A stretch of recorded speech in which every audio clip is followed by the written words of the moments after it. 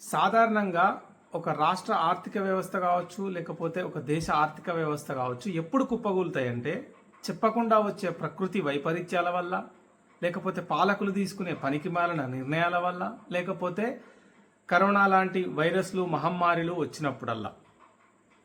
గత 10 ఏళ్ల కాలంలో కేసీఆర్ గారు 2 సార్లు ముఖ్యమంత్రిగా ఉన్న టైంలో మొదటి టర్మ్లో నోట్ల రద్దు అనే పనికిమాలిన నిర్ణయం ఒకటి జరిగింది. ఓకే, ఆ నిర్ణయం వల్ల ఒక్క తెలంగాణలోనే కాదు, దేశవ్యాప్తంగా ఆర్థిక వ్యవస్థ మొత్తం కుప్పగూలిపోయింది. రెండోసారి కరోనా అనే మహమ్మారి వచ్చింది, లాక్డౌన్ పెట్టిరు, మొత్తం దేశం ప్రపంచ ఆర్థిక వ్యవస్థ కూడా కుప్పగూలిపోయింది. దేశంలో లాక్డౌన్ పెట్టిరు, తెలంగాణ ఆర్థిక వ్యవస్థ కూడా ఆల్మోస్ట్ తగ్గిపోయింది. కానీ నోట్ల రద్దు జరిగిన టైంలో కానీ, ఇటు కరోనా వచ్చినప్పుడు కానీ ఏ ఒక్క రోజు కూడా తెలంగాణ రాష్ట్రం దివాలా తీసింది అనో, తెలంగాణ ఆర్థిక వ్యవస్థ కుప్పగూలింది అనో ఏ ఒక్క రోజు కూడా కేసీఆర్ గారు మాట్లాడలేదు. అది కూడా పథకాన్ని విజయవంతంగా అమలు చేసుకుంటూ ఇటు అభివృద్ధిలో అత్యంత భారీ ప్రాజెక్టులు Kaleshwaram, mission Bhagiratha, mission Kakatiya, Palamuru Rangareddy, Seetharama project, Ranganayaka Sagar, Mallanna Sagar, ఇట్లా అత్యంత భారీ ప్రాజెక్టులు, అటు యాదాద్రి పవర్ ప్లాంట్, ఇట్లాంటి పెద్ద పెద్ద ప్రాజెక్టులతో పాటుగా ఇన్ఫ్రాస్ట్రక్చర్ని మొత్తం డెవలప్ చేసుకుంటూ రోడ్లు, ఫ్లైఓవర్స్, కొత్త గ్రామ పంచాయతీలు, కొత్త మండలాలు, కొత్త జిల్లాలు, 33 కలెక్టరేట్లు, 100 గురుకులాలు, ఇవన్నీ కట్టుకుంటూ కూడా 24 గంటల కరెంట్ ఇచ్చుకుంటూ కూడా ఏ ఒక్క రోజు కూడా అభివృద్ధిని తగ్గించకుండా, అటు సంక్షేమాన్ని తగ్గించకుండా, కరోనా లాంటి మహమ్మారి వచ్చిన టైంలో కూడా, ఆర్థిక వ్యవస్థ కుదేలైపోయిన టైంలో కూడా ఏ ఒక్క రోజు కూడా నా రాష్ట్రం దివాలా తీసిందని ఎప్పుడూ చెప్పలే. ఆయన కష్టమేదో ఆయన పడ్డాడు, రాష్ట్రాన్ని ముందుకు నడిపించిండు. కరోనాని దాటుకొని, నోట్ల రద్దును దాటుకొని, కరోనాని దాటుకొని వచ్చి దేశంలోనే తలసరి ఆదాయంలో తెలంగాణ రాష్ట్రాన్ని నెంబర్ 1 స్థానంలో నిలబెట్టిండు. నెంబర్ 1 స్థానం. కొత్తగా పుట్టిన రాష్ట్రాలు 30 ఏళ్ల కింద పుట్టిన రాష్ట్రాలు ఉన్నాయి, 40 ఏళ్ల కింద పుట్టిన రాష్ట్రాలు ఉన్నాయి. వాటికి ఏ రాష్ట్రానికి దక్కని అద్భుతమైన ప్రగతి తెలంగాణ రాష్ట్రానికి దక్కింది, చేసి చూపెట్టింది.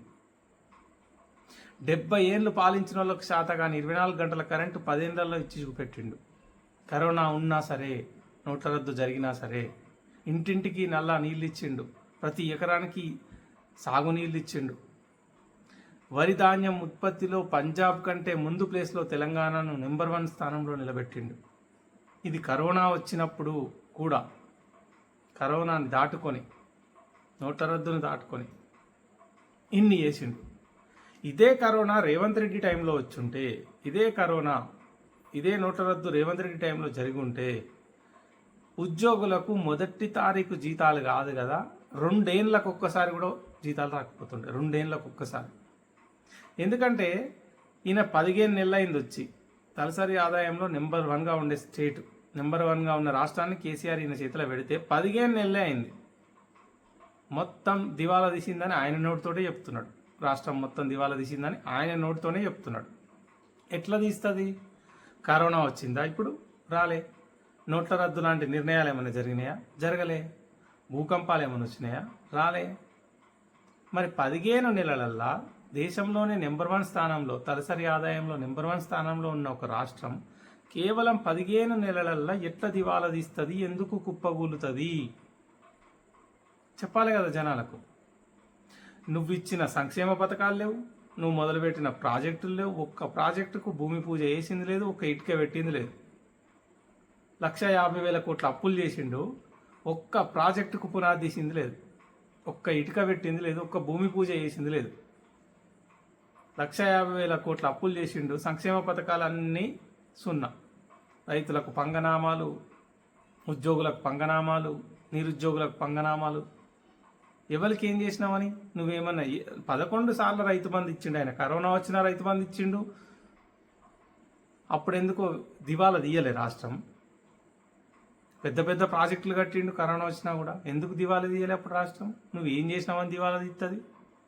నువ్వు కట్టిన ఒక ప్రాజెక్టు పేరు చెప్పు, నువ్వు తెచ్చిన ఒక కంపెనీ పేరు చెప్పు, నువ్వు అమలు చేసిన ఒక్క సంక్షేమ పథకం 100% అమలు చేసిన ఒక సంక్షేమ పథకం పేరు చెప్పు. ఏది లేదు. నువ్వు ఏదైనా ఎత్తన్నావు అంటే ఉద్యోగులకు మొదటి నెల జీతాలు ఇస్తున్నావు. ఇక అవన్నీ బంద్ చేసి ఇది ఒక్కటి ఇస్తున్నావు. నిజంగా సంక్షేమాన్ని కేసీఆర్ స్థాయిలో కంటిన్యూ చేసి ఉంటే, నిజంగా అభివృద్ధిని కేసీఆర్ స్థాయిలో కంటిన్యూ చేసి మొదటి నెల జీతాలు ఇచ్చే దమ్ము నీకున్నదా? అసలు అవన్నీ కంటిన్యూ చేయగలిగేంత సత్తా ఉన్నదా? లేదు కదా. నువ్వు కరోనా లేకముందు, నోట్ల రద్దు లేకముందు, ఇలాంటి ప్రకృతి వైపరీత్యాలు రాకముందే నువ్వు చేతులెత్తేస్తున్నావు రాష్ట్రం దివాలా తీసిందని. 15 నెలలకే. అది కూడా నువ్వు ఇచ్చిన సంక్షేమం లేదు, నువ్వు కట్టిన ప్రాజెక్ట్ లేదు, చేతులు ఎత్తేయబడుతుంది. ఉద్యోగులు కూడా ఆలోచన చేయాలి. నిజంగా కేసీఆర్ కాలంలో కరోనా రాకపోయి ఉంటే, కేసీఆర్ గారి కాలంలో ఆ నోట్ల రద్దు లాంటి నిర్ణయాలు జరగకపోయి ఉంటే ఖచ్చితంగా మొదటి నెల జీతాలు ఇచ్చేటోడు. 70% పైగా పిఆర్సీ ఇచ్చిన వ్యక్తికి దేశంలో ఎవరు పెంచినంత ఎక్కువగా ఉద్యోగుల జీతాలు పెంచిన వ్యక్తికి మొదటి తారీఖు జీతాలు ఇచ్చుడు పెద్ద లెక్కన. 100 కొలది సంక్షేమ పథకాలు ఉన్నాయి కదా. కానీ ఆయన ఏ రోజు కూడా ఇటు ప్రజల్ని అటు ఉద్యోగుల్ని ఒకరి మీదకి ఒకరిని రెచ్చగొట్టే ప్రయత్నం చేయలే కదా. 4-5 రోజులు వెనుక అయినాగానే ఉద్యోగులకు జీతాలు ఇచ్చిండు, సంక్షేమాన్ని అమలు చేసిండు తప్ప వీళ్ళ మీదకి వాళ్ళ మీదకి వీళ్ళను ఉసిగొలిపిండా? లేదు కదా. అందుకే ఉద్యోగులు కూడా ఆలోచన చేయాలి. ఒక రాష్ట్రాన్ని నడిపించడం అనేది ఎంత కష్టమైన పని, ఎంతో తెలివుంటే తప్ప చేయలేని పని, ఎంతో ముందు చూపుంటే తప్ప చేయడం సాధ్యం కాని పని అనేది చదువుకున్న వాళ్ళు ఉద్యోగాలు చేస్తున్నారు కాబట్టి మీకు కూడా అర్థం కావాలి.